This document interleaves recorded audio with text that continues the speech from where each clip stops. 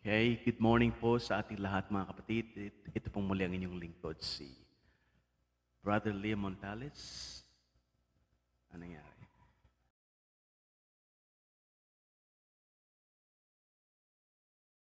Din po tayo sa aking Facebook account. Today is the first day of August. Wow! Ang bilis talaga ng panahon mga kapatid. Parang kailan lang, no? Kakapasko lang.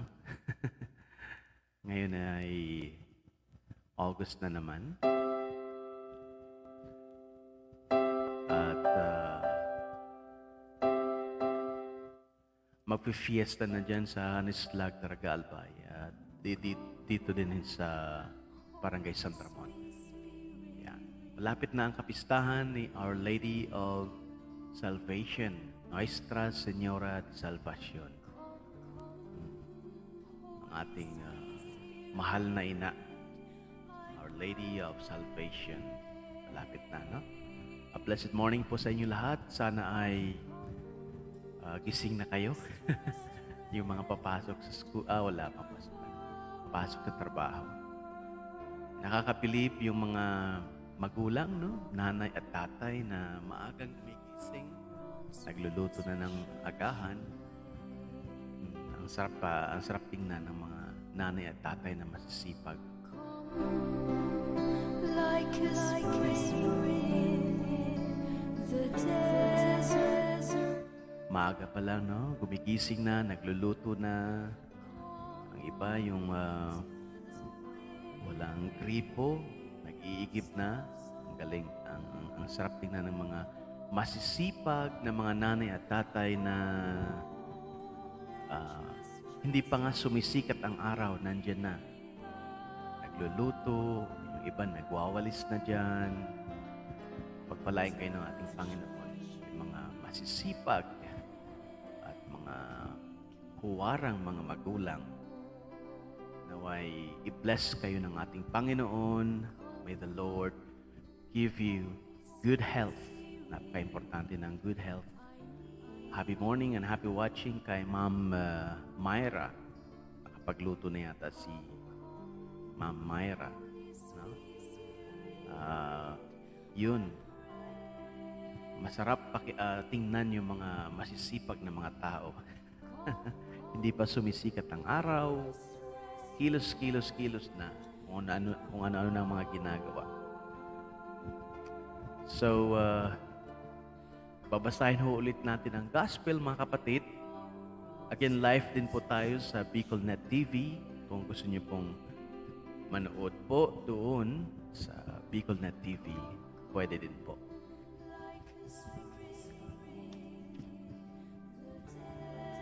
Today is August 1st, Tuesday. Ang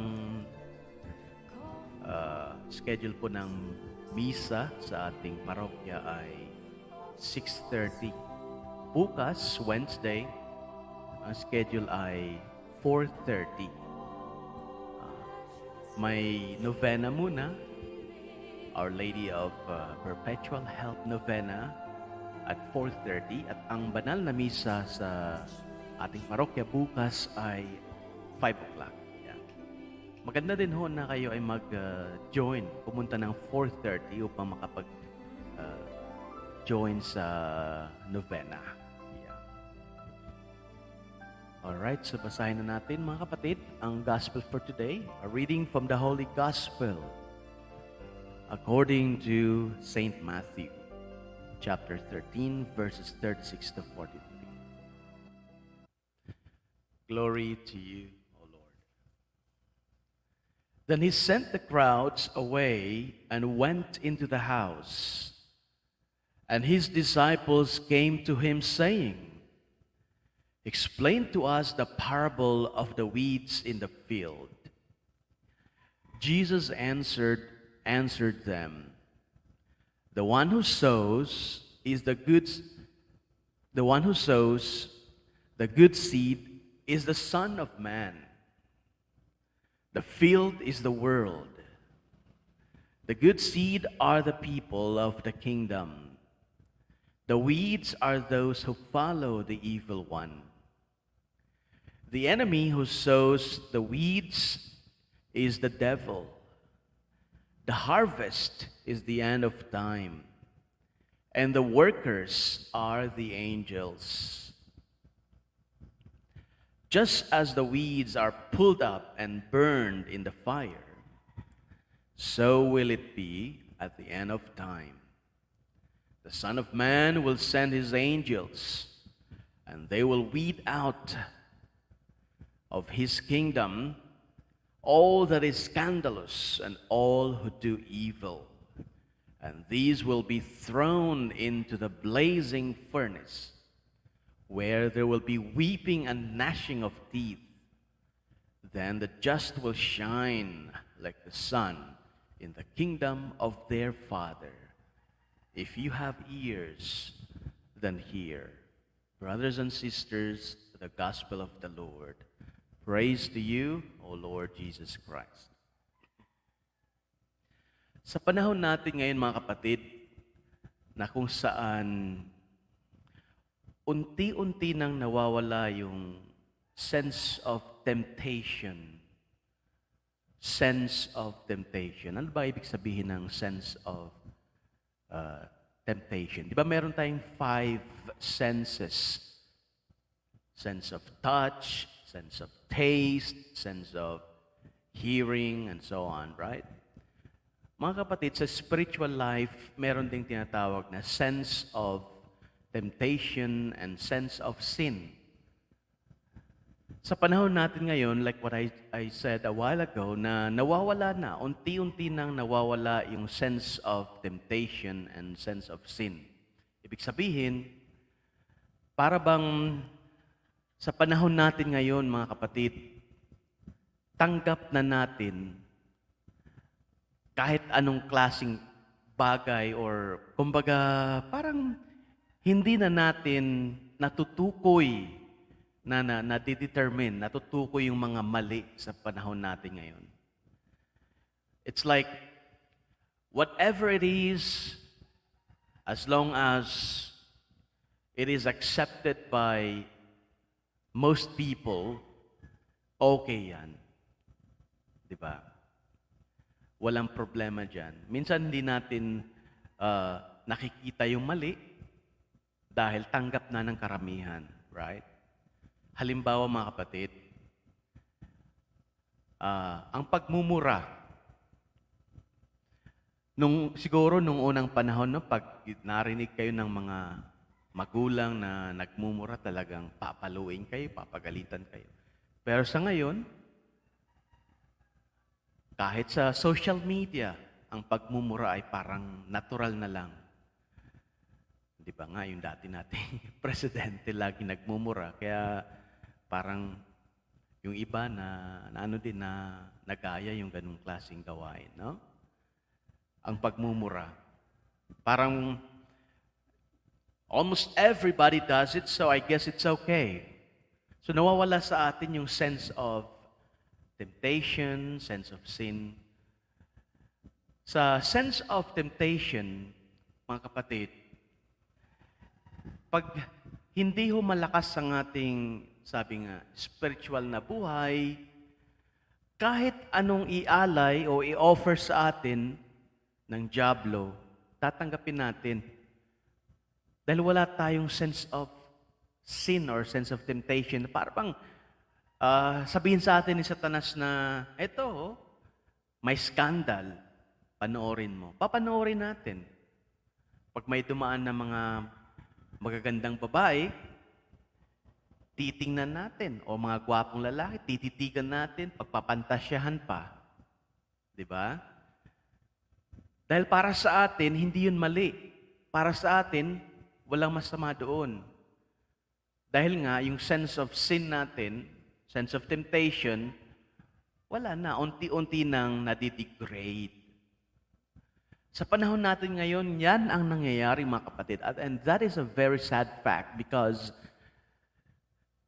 it is totally, sabi nga, dangerous to our spiritual life. Yung wala tayong sense of temptation. Na kahit anong pumasok sa isip natin, hindi natin pinifilter, di ba? Pumasok sa isip natin yung mga malalaswang pictures or malalaswang video, malalaswang bagay. Hindi natin nire-reject. Kumbaga, okay lang yun. Yung mga barkada ko, ganun din, nanonood ng pornography or pornographic materials or mga videos na bastos, di ba? Kapag may sexing babae, tititigan, pagpapantasyahan, okay lang yan. Mga lalaki kami. Di ba? Ganyan tayo minsan mag-isip. So brothers and sisters, in today's gospel, the Lord is reminding us that the work of the devil is to plant weeds in our souls. Ganyan ho ang trabaho ng dyablo. Ang magtanim ng mga masasamang damo sa puso natin, sa buhay natin, sa isip natin. Yan ang trabaho niya. Ang trabaho ng Panginoong Jesus, ang trabaho ng ating tagapagligtas ay magtanim ng good seeds. Itong gospel na binasa natin, that is the good seed. Pero may counterpart, kumbaga may kalaban. At ang trabaho ng kalaban ay magtanim ng mga masasamang damo sa isip at puso natin. Kaya napaka-importante mga kapatid na meron tayong strong sense of sin na kapag pumasok ang isang thought, kaisipan sa isip natin na nadidetermine natin, ito galing sa Diyos, ito galing kay Satanas. Halimbawa, pinadalhan ka ng thought o kaisipan, hiwalayan mo na asawa mo. Hindi na sexy, hindi na maganda. Kung mahina ang sense of sin mo, wala kang good discernment, wala, bibigay ka. Anong mangyayari? Masisira ang pamilya. Di ba? Sumama ka na dun sa kabit mo. Yun ang mga temptations o mga masasamang damo na ibinibigay sa atin ng dyablo. How do we improve our discernment or our sense of sin? Paano natin ma-improve yun? Prayer, mga kapatid. And by reading the gospel, reading the Word of God, reading your Bible. Read your Bible. And don't just read and meditate. Habang binabasa mo yung salita ng Diyos, i-meditate mo. Ano kaya ang ibig sabihin nito? Ano kaya ang mensahe na nais iparating sa akin ng Panginoon? Kasi pag nagbabasa lang tayo na nagbabasa, para lang tayong mga students minsan na just for the sake of reading or complying, magbabasa tayo na magbabasa pero hindi natin iniintindi. May mga estudyanteng ganun, di ba? So when we read the Bible, when we read the Word of God, brothers and sisters, it is very important that we also meditate. Pinagnilay-nilayan ang salita ng Diyos, hindi lang binabasa. Sapagkat kung ito ay babasahin lang natin at babasahin lang natin, kahit basahin mo yan ng 1,000,000 beses, mga kapatid, you will never grow spiritually. Wala kang mapupulot na magandang aral kung babasahin at babasahin lang natin ang gospel. We must read it, meditate, and understand the Word of God and understand the message of God for us. That's how we will grow spiritually and that's how we will improve our discernment. Kapag malakas na tayo, mga kapatid, sa tulong ng grasya ng Diyos, we will be able to reject temptations. Kapag pumasok yung mga temptations, malalaman natin na ito talaga ay temptation galing kay Satanas. And we will be able to say no to the devil. Sa panahon natin ngayon, mga kapatid, napaka-konti na lamang ng mga taong nagsasabing no kay Satanas. Karamihan sa mga tao, Yes lang ng yes kay Satanas. Di ba? Sa mga politicians, eto, may suhol, tanggapin mo na. Yes. Di ba? Eto, may proyekto, may malaking pondo, tapyasan mo. Yan ang sabi ng diablo. Yes, sure. Di ba? Yes lang ng yes. Sa mga pamilya, halimbawa, ang temptations pumapasok sa asawang lalaki. O yung katrabaho mong maganda, nagpapa-charming sa iyo. Ha? Patulan mo na, yes. Or yung mga babae. O yung kapitbahay mong pogi na may gusto sa iyo. Yes. Hindi na tayo no. Kukunti na lamang ang mga taong nagsasabing no to the devil. Yes tayo ng yes ngayon eh. So mga kapatid, how are we going to improve our sense of sin, sense of temptation, yung discernment natin upang sa ganun ay masabi natin kay Satanas, no, no, I don't want anything from you. Get lost. By prayer, by praying every day, pray the rosary and read your Bible, meditate on the Word of God. Go to Mass regularly. Magsimba po tayo lalo na paglinggo. Makinig sa homily ng pari. At hindi lang makinig, kundi namnamin natin yung mga turo, yung mga magagandang mensahe. Namnamin natin, isabuhay natin. Brothers and sisters, kapag wala na tayong sense of sin, pag hindi na natin natutukoy ang mali sa buhay natin, that's the end of it. We will suffer. Talagang magkakaproblema tayo pag wala na tayong sense of sin. Kumbaga, kahit anong dumating sa buhay natin, hindi natin natutukoy kung alin dyan ang mali, kung alin dyan ang tama. Tatanggapin lang natin ang tatanggapin ang mga bagay-bagay, ang mga tao sa buhay natin, magkakaproblema tayo. Magkakaproblema tayo. Magkakaproblema tayo mentally, emotionally, financially. Yan ang dahilan kung bakit napakarami nating problema sa buhay dahil may mga bagay at may mga tao tayong hinayaan nating pumasok sa buhay natin. At yun ang mga bagay o mga tao na galing or kumbaga nagdala sa atin ng mga masamang bagay. Pero kung napakaganda at napaka-healthy ng ating spiritual na buhay at meron tayong malakas na discernment at meron tayong sense of sin, we will be able to say no. Huwag kayong pupunta dito. No, we will be able to say no to the temptations. Ayoko ng alak, ayoko ng droga, ayoko ng mambabae, ayoko maging corrupt na barangay official o leader ng aking bayan.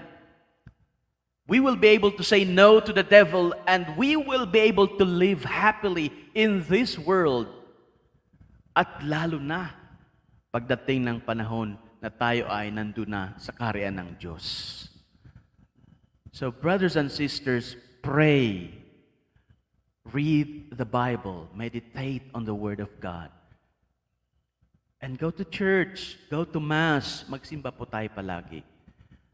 Sapagkat ang ating mga pari, sila po ang nagbibigay sa atin ng mga magagandang aral na galing sa Diyos. Pagpalain kayong lahat ng ating Panginoon, bukas pong muli sa ating programang Daily Inspirations. Live din po tayo sa BicolNet TV.